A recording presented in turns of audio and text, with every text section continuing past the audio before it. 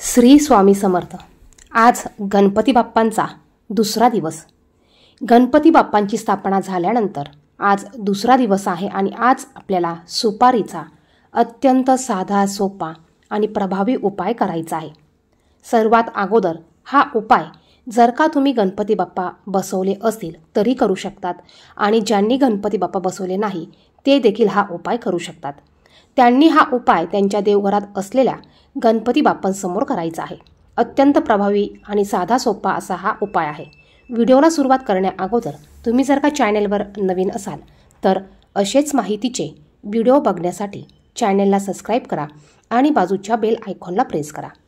सर्वात अगोदर आपल्याला आज ऋषी पंचमी असल्यामुळे आपल्याला दिवसभर आपल्या घरात साफसफाई स्वच्छता ठेवायची आहे। तुम्ही जर का हा ऋषी पंचमीचा उपवास करत असाल तर ऋषी पंचमीची पूजा करून तुम्हाला ऋषी पंचमीची कहाणी वाचायची आहे। त्याचप्रमाणे तुम्हाला काही नियमांचं देखील पालन करायचं आहे। हे नियम कोणते याविषयीचा व्हिडिओ आपल्या चॅनलवर आहे, तो व्हिडिओ देखील तुम्ही पाहू शकतात। तुम्ही गणपती बसलेले आहेत तोपर्यंत दररोज थोडंसं पाणी घेऊन त्यात थोडंसं हळद टाकायचे आहे, थोडंसं गोमतीर टाकायचं आहे आणि हे पाणी तुम्हाला दररोज तुमच्या घराच्या बाहेर शिंपडायचं आहे। अगोदर तुमचा उंबरठा ह्या पाण्याने स्वच्छ धुवून घ्या, त्यानंतर तुम्हाला हे पाणी तुमच्या घराच्या बाहेर शिंपडायचं आहे। दररोज जर का तुम्ही हा उपाय केला तर यामुळे कुठल्याही प्रकारची निगेटिव्ह ऊर्जा घरामध्ये प्रवेश करणार नाही। आता ह्या 10 दिवसाच्या आनंदाच्या दिवसामध्ये तुम्ही दररोज हा 10 दिवस उपाय करू शकतात। याने घरात कोणत्याही प्रकारची निगेटिव्ह ऊर्जा ही प्रवेश करणार नाही। आणि पहा, हळदीमुळे माता लक्ष्मी देखील प्रसन्न होते आणि हळदीमुळे माता लक्ष्मी आपल्या घरात ही अखंड वास करते। यानंतर सर्वात अगोदर आपल्याला गणपती बाप्पांची विधिवत पद्धतीने पंचोपचारे पूजा करायची आहे। त्यानंतरच तुम्हाला हा उपाय करायचा आहे। हा उपाय तुम्ही दिवसभरात केव्हाही करू शकतात किंवा ज्या दिवशी तुम्ही हा व्हिडिओ बघाल त्या दिवसापासून तुम्ही अनंत चतुर्दशीपर्यंत हा उपाय करू शकतात। ह्या उपायासाठी तुम्हाला एक सुपारी लागणार आहे। आता ज्यावेळेस तुम्ही गणपती बाप्पांची दररोज देवपूजा करताना पूजा करत असाल त्यावेळेस तुम्हाला थोडीशी हळद घ्यायची आहे, थोडंसं शुद्ध गाईचं तूप घ्यायचं आहे आणि ह्या तुपामध्ये तुम्हाला हळद बुडवून याने तुम्हाला गणपती बाप्पांना टिळा लावायचा आहे। यानंतर यावर तुम्हाला अखंड अक्षता चिटकवायच्या आहे आणि हा टिळा लावत असताना तुम्हाला तुमची कुठलीही कठीणातील कठीण इच्छा असेल ती इच्छा तुम्हाला बोलायची आहे। पहा, या 10 दिवसात तुम्ही 10 दिवस दररोज तुपात हळदीचा टिळा, तुपात कालवलेला हळदीचा टिळा तुम्हाला गणपती बाप्पांना लावायचा आहे आणि तुमची जी इच्छा असेल ती इच्छा तुम्हाला दररोज गणपती बाप्पांना बोलून दाखवायची आहे। याने देखील तुमच्या कठीणातील कठीण इच्छा पूर्ण होतील आणि अडलेल्या तुमच्या गोष्टी ह्या पूर्ण होतील। त्यानंतर पहा, तुम्हाला एक सुपारी घ्यायची आहे। ही सुपारी घेऊन तुम्हाला तुमच्या देवघरासमोर बसायचं आहे। दिवा, धूप, दीप तुम्हाला प्रज्वलित करून घ्यायचा आहे। त्यानंतर ह्या सुपारीला तुम्ही पाण्याने अभिषेक देखील घालू शकतात। त्यानंतर तुम्हाला ही सुपारी हातात घ्यायची आहे। या सुपारीला थोडीशी हळद लावायची आहे।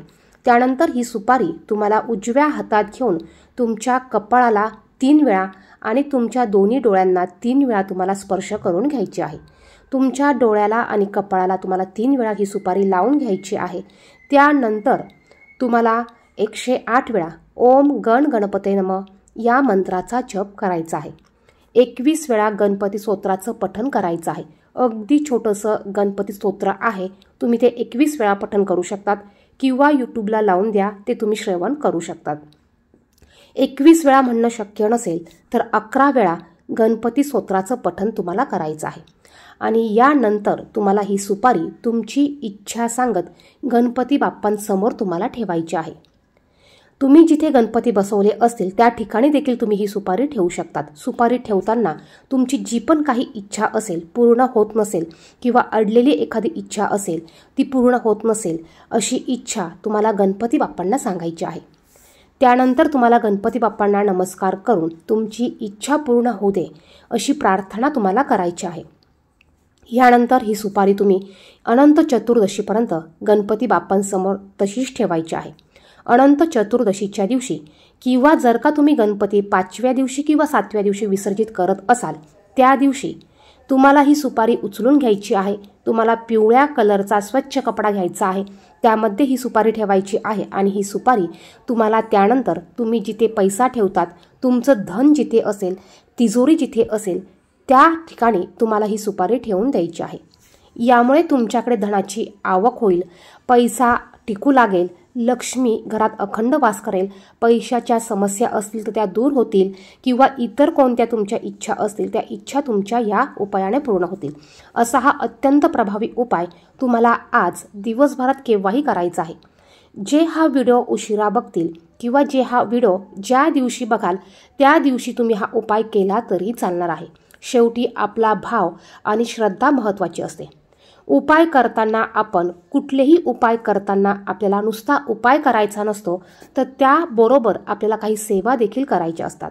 उपाय करताना जर का तुम्ही काही सेवा केल्या तरच त्या उपायाचं फळ आपल्याला हे लवकर मिळत असतं। व्हिडिओमध्ये सांगितलेली माहिती आवडली तर व्हिडिओला नक्कीच लाईक करा। चॅनेलवर नवीन असाल तर असेच माहितीचे व्हिडिओ बघण्यासाठी चॅनेलला सबस्क्राईब करा। धन्यवाद। श्री स्वामी समर्थ।